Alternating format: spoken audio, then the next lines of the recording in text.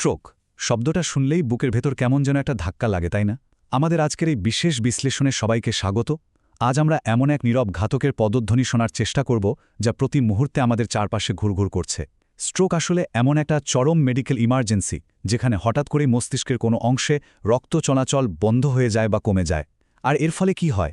Oxygen আর পুষ্টির অভাবে brain sell বা কোষগুলো একদম মিনিটের ভেতরেই মরতে শুরু করে। এই ভয়াবহ বাস্তবতাটা আসলে কতটা গভীর, আজ আমরা সেটাই ধাপে ধাপে বোঝার চেষ্টা করব। ভাবা যায় 2 লক্ষেরও বেশি। হ্যাঁ, বিশ্ব স্বাস্থ্য সংস্থার মতে স্ট্রোক বিশ্বজুড়ে মৃত্যু আর দীর্ঘমেয়াদী পঙ্গুত্বের অন্যতম প্রধান কারণ। কিন্তু শুধু আমাদের বাংলাদেশের প্রেক্ষাপটেই এই সংখ্যাটা রীতিমতো শিউরে ওঠার মতো। আমাদের দেশেই প্রতিবছর প্রায় 2 লক্ষেরও বেশি মানুষ স্ট্রোকে আক্রান্ত হচ্ছেন। এটা কিন্তু কোনো ছোটখাটো শহরের পুরো জনসংখ্যার সমান। আর সবচেয়ে দুঃখজনক ব্যাপার হলো এদের একটা বড় অংশই মারা যান বা ছাইভাবে পঙ্গু হয়ে যান। এই বিপুল পরিসংখ্যানটাই আমাদের চোখে আঙুল দিয়ে দেখিয়ে দেয় যে ব্যাপারটা নিয়ে আমাদের এখনই কতটা সতর্ক হওয়া দরকার। চলুন প্রথম ভাগে আমরা জেনে নিই স্ট্রোকের ধরন এবং কারণগুলো নিয়ে। একদম সহজ আর সাধারণ ভাষায় যদি বলি, স্ট্রোক হলো মূলত ব্রেনের একটা অ্যাকিউট ভ্যাসকুলার ইভেন্ট। যখন মস্তিষ্কের রক্তনালীতে কোনো ধরনের ব্লক বা বাধা তৈরি হয়, তখন স্বাভাবিক রক্ত চলাচল একেবারেই বন্ধ হয়ে যায়। ফলে মস্তিষ্ককে ভেতর থেকে বাঁচিয়ে রাখে যে অক্সিজেন আর পুষ্টি, সেটা আর জায়গা মতো পৌঁছাতে পারে না। ব্যাপারটা অনেকটা একটা বিশাল কারখানায় হঠাৎ করে বিদ্যুৎ সরবরাহ বন্ধ হয়ে যাওয়ার মতো। মূলত এভাবেই স্ট্রোক ভেতর থেকে ব্রেনকে পুরোপুরি অকেজো করে দেয়।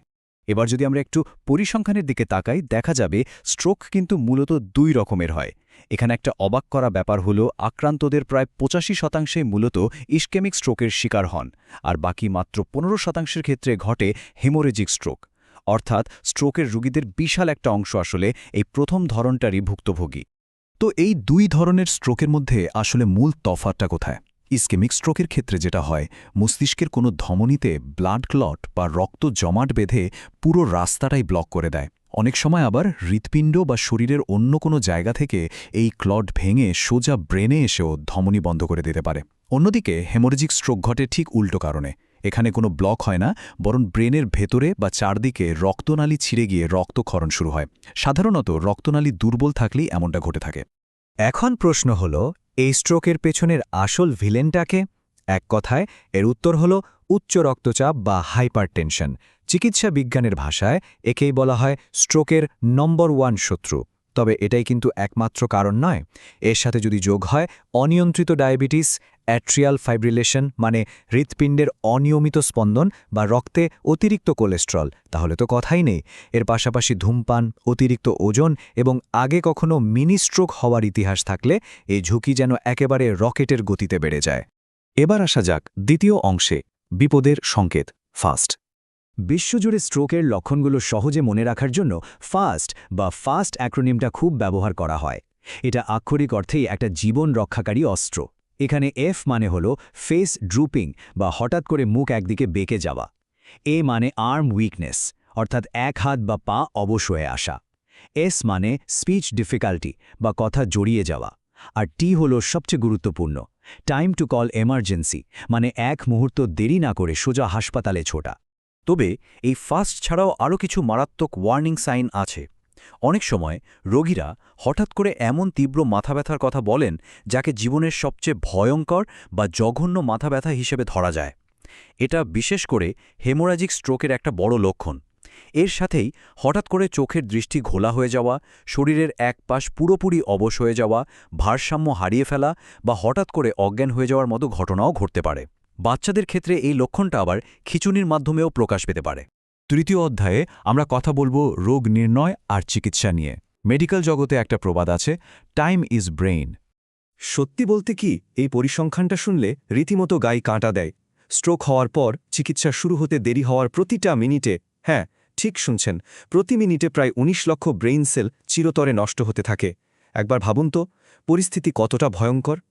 ঠিক এই কারণেই কোনো রকম দেরি না করে দ্রুত হাসপাতালে পৌঁছানোটা এতটা জরুরি। সময় যত গড়াবে মস্তিষ্কের এই ক্ষতি ততটাই স্থায়ী রূপ নিতে থাকবে। তাই হাসপাতালে পৌঁছানোর পর ডাক্তাররা কিন্তু 1 সেকেন্ডও নষ্ট করেন না। শুরুতেই রোগীর অবস্থা বুঝতে দ্রুত একটা ক্লিনিক্যাল মূল্যায়ন করা হয়। এরপর সবচেয়ে গুরুত্বপূর্ণ কাজটা হল চটজলদি একটা নন কন্ট্রাস্ট সিটি স্ক্যান করে ফেলা। এটা দিয়ে ডাক্তাররা নিশ্চিত হন যে ব্রেনের ভেতর কোনো রক্তক্ষরণ হচ্ছে কিনা। পাশাপাশি ইসকেমিক স্ট্রোক একদম শুরুতে ধরতে এমআরআইও করা হয়ে থাকে। পুরো ব্যাপারটা ঘড়ির কাঁটার সাথে পাল্লা দিয়ে চলতে থাকে। এই যে ঘড়ির কাঁটার সাথে পাল্লা দেওয়ার এর কারণটা হলো চিকিৎসার একটা নির্দিষ্ট সময়সীমা বা গোল্ডেন আওয়ার আছে। ইসকেমিক স্ট্রোকের সবচেয়ে দারুণ চিকিৎসা হলো থ্রম্বোলাইসিস, যা লক্ষণ শুরু হওয়ার মাত্র 4.5 ঘন্টার মধ্যেই দিতে হয়। আর যদি বড় কোনো ধমনী বন্ধ থাকে তাহলে ক্যাথেটারের মাধ্যমে সেই ক্লট সরানোর জন্য সময় পাওয়া যায় মাত্র 6 থেকে 24 ঘন্টা। এই ক্রিটিক্যাল সময়টুকুই প্রমাণ করে দেয় যে স্ট্রোক হলে বাড়িতে বসে অপেক্ষা করাটা কতটা আত্মঘাতী একটা ভুল। বাঁচার একটাই উপায়, যত দ্রুত সম্ভব হাসপাতালে পৌঁছানো। চতুর্থ ভাগে আমরা একটু গম্ভীর একটা বিষয় নিয়ে আলোচনা করব। সেটা হলো এর ভয়াবহ জটিলতা এবং পরিণতি। যদি কোনো কারণে সময়মতো ব্যবস্থা না নেওয়া হয় তাহলে পরিণতি কতটা ভয়াবহ হতে পারে সেটা হয়তো কল্পনারও বাইরে। রোগীকে সারা জীবনের জন্য স্থায়ী হেমিপ্লেজিয়া বা একপাশ পঙ্গু হয়ে যাওয়ার মতো অবস্থার শিকার হতে হয়।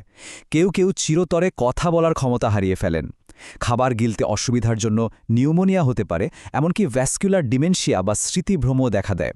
অনেক রোগী তো বছরের পর বছর শয্যাশায়ী হয়ে থাকেন, যা একটা পরিবারের ওপর অবর্ণনীয় মানসিক আর আর্থিক পাহাড় চাপিয়ে দেয়।